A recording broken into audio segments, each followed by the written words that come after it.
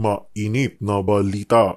So wag po kayo panghinaan na dahil mali yung mga lumalabas, which is talagang intended talaga yan ng mga buwaka ng inang mga bangag sa buwat si George Garcia, dahil yan mismo harap-harapan na sinasabi ni Atty. Glenn Chong ang pandaraya at pakikipagsabuatan ni George Garcia, pero never ever nag-file ng defamatory or case si George Garcia at ang bangag na administrasyon kay Atty. Glenn Chong, kasi alam nilang matatalo sila sa kaso at lalo silang mahuhubaran sa kanilang pandaraya. Dahil ito talaga yung intention nila.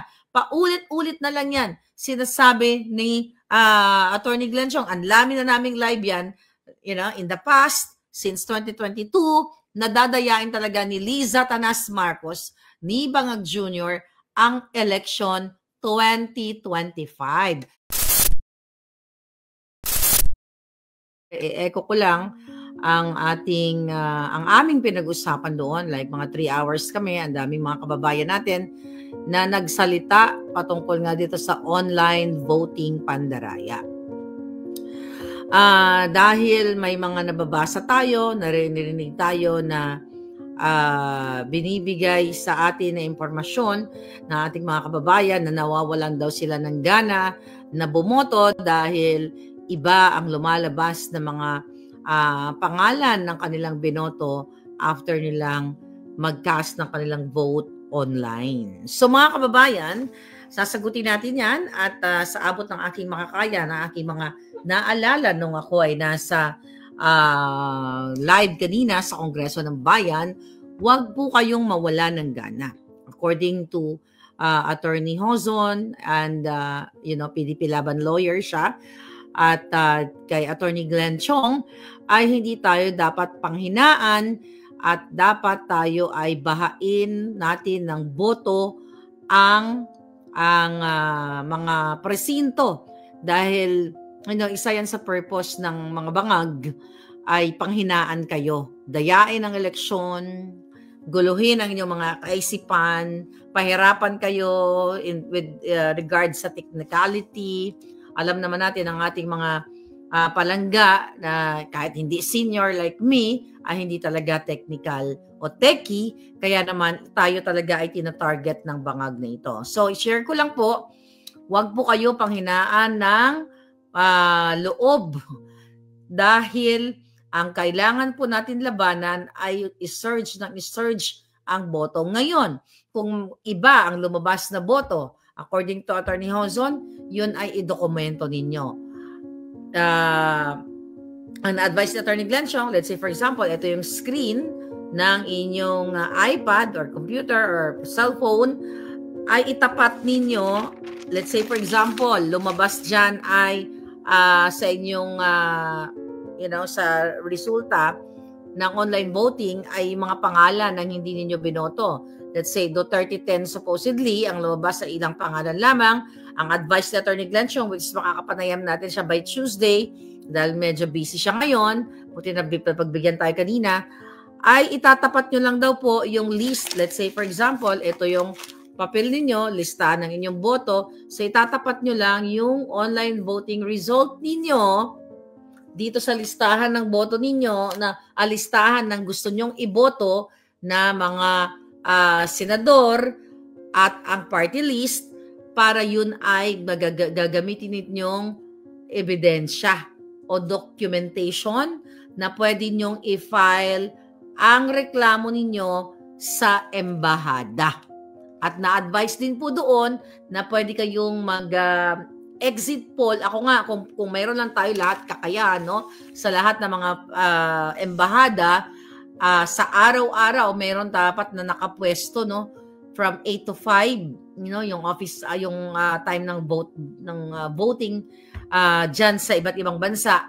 Let's say for example, 8 to 5 ay talagang mayroon nagsasalitan na magkaroon ng exit poll para malaman natin sa particular na bansang yan, let's say Italia or Netherlands, ay makikita natin kung ilan ang mga bumoto sa Duterte candidates. And another advice na ibinigay sa atin ni Attorney Hozon ay magsuot kayo ng plain green t-shirt. Okay? plain green t-shirt na kung saan makikita nila na green represents 2 Duterte votes. Plain lang, hindi pwede yung may mga pangalan, PRD or kung ano man, kasi election, offense. So yun ang na-advise sa atin ng mga abogado na kasama natin kanina sa pagtitipon sa Kongreso ng Bayan. So gawin po ninyo yan at karapatan nyo yan ayon sa COMELEC resolution o ayon sa ating batas. Karapatan ninyo na magkaroon ng documentation sa inyong mga binoto para magreklamo kayo dyan mismo. Huwag kayong aalis kasi yung iba napaliwanag nga na hindi maalam sa computer o computer illiterate ay pumupunta sa mga kiosk ng mga embahada or ano tawag dito, sa mga konsulado. So, pwede po kayong pumunta kung hindi kayo maalam sa computer. At thankful tayo sa ibang mga kababayan natin na ini-educate yung kanilang kapwa Pilipino dyan sa iba't ibang bahagi ng bansa. Pero doon po sa computer illiterate, meaning, hindi kayo techie, meron pong mga kiosk sa embahada o sa konsulado para what? Para dyan kayo bumoto at i-assistihin kayo ng mga nasa konsulado. At wag po kayong magpasindak sa kanila kasi alam naman natin ang karamihan, di ko naman nila lahat, ang ugali ng mga taga-konsulado o ang mga kapwa natin Pilipino supposedly maglingkod sa bayan dyan, konsulado, embahada, ay mga balahura o hindi nagtatrato ng tama sa kapwa nila Pilipino. I-insist niyo po, diba? I-assert ninyo ang inyong karapatan na the moment na makita ninyo, okay, na ang inyong boto ay hindi tama, ay mag-file kayo kaagad ng reklamo. Kahit na hindi kayo pumunta dyan sa konsulado na yan o sa embahada na yan, nagboto kayo sa inyong sariling gadget, i-document nyo pa rin at pumunta kayo dyan para magreklamo. Yan po ang advice ng ating mga lawyers kanina. So wag po kayo panghinaan na dahil mali yung mga lumalabas, which is talagang intended talaga yan ng mga buwaka ng inang mga bangag, kasabwat si George Garcia, dahil yan mismo harap-harapan na sinasabi ni Atty. Glenn Chong ang pandaraya at pakikipagsabwatan ni George Garcia. Pero imagine mo, si Atty. Glenn Chong ay nasa Pilipinas pero never ever nag-file ng defamatory or case si George Garcia at ang bangag na administrasyon kay Atty. Glenn Chong kasi alam nilang matatalo sila sa kaso at lalo silang mahuhubaran sa kanilang pandaraya, not only this 2025 election but 2022 election.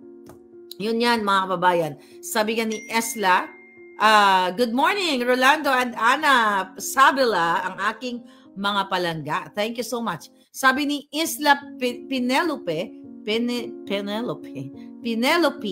yes, magsuot po tayo ng green and sa election para makita kung gaano tayo karami para sa PDP laban.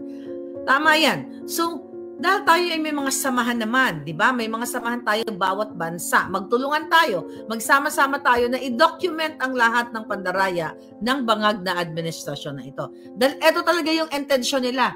Paulit-ulit na lang yan. Sinasabi ni Atty. Glenn Chong, ang lami na naming live yan, in the past, since 2022, nadadayain talaga ni Liza Tanas Marcos, ni Bangag Jr., ang election 2025. Kaya wag natin kalimutan ang ating mga iboboto. Not only number 56, Atty. Vic Rodriguez, kundi ang ating mga palangga. Number 10, Atty. Jimmy Bondoc. Number 38, Rodante Marcoleta. Number 22, Ronaldo Bato de la Rosa.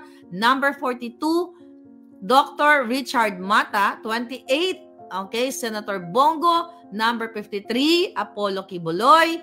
Pastor Apollo. Number 30, Attorney J.V. Hinlo. I think kababayan ko si Attorney J.V. Hinlo. Number 56, ayan, Attorney Vic Rodriguez. Teka, tanggalin natin tong hindi nakikita yung ibang pangalan ng iba. Alright, tignan lang natin. Okay. Tignan natin mga palangga, bakit lumaki ang inyong mga tignan natin to. Okay, bakit ako'y naghahang? Okay, tignan natin, naghahang ang ating mga, ayan, okay na I think. Alright. Naghahang ang ating computer. Okay. Alright, so para makita natin lahat yan, ayan, nakita na natin. Number 34, Attorney Raul Lambino, and number 58, Philip Salvador. Ako naman, mga palangga, initially, I don't support Philip kasi nga, sabi ko nga, dapat may alam sa batas, and, ang ating mga botante, pero gusto ko siya bigyan ng chance dahil siyempre pinromote din siya ni Pangulong Duterte dahil unang-una, ang dahilan ko dyan, wala naman record ng pagnanakaw si Philip Salvador. Ikumpara mo kay Amy Marcos na talagang kilala ng kawatan. Ikumpara mo sa mga alyansa ng mga bangag at ikumpara mo sa mga dilawan na pabalik-balik na lang sa Senado pero wala rin namang nagawa sa bayan natin. So, okay na sa akin si Philip Salvador kumpara sa mga alyansa ng mga bangag. At bigyan natin siya ng tsansa na ay, nako, bakit ganito ito? Alright. Bigyan natin siya ng chance sa mga kababayan. Wow, nawawala ako. Okay. Sorry. Right. Okay. Alright. Nawawala kasi yung screen ko palangga. Hindi ko kayo nakikita. Okay, kaya inaayos na muna natin. Alright. So, bigyan natin ng chance ang ating palangga. Ayan ha. Huwag niyong kalimutan yan ang ating okay, present. What the heck? Nasabot yata tayo ng mga bangag, ah. Okay, tignan natin to. Okay. Alright. So, okay, paka-share nyo muna mga palangginging habang inaayos natin yung ating computer. Okay, Ena. Alright, so I think nakikita ko na kayo. Alright, so yan po, wag natin kalimutan. So ngayon, mga palangga, ang napag-usapan nga namin doon ay talagang labanan natin itong pandaraya ng mga bangag na ito kasi nga ang intention nga nila is talagang dayain ang halalan at wag ninyong kalimutan na magtulong-tulong tayo, mag-unite tayo para i-document ang lahat ng kanilang pandaraya. Okay, solid Duterte PDP team, sabi ni Bob. Alright. Straight, Imperial Good Vibes, si Cynthia de los Reyes, Duterte kami, barkadahan, yes. Alright.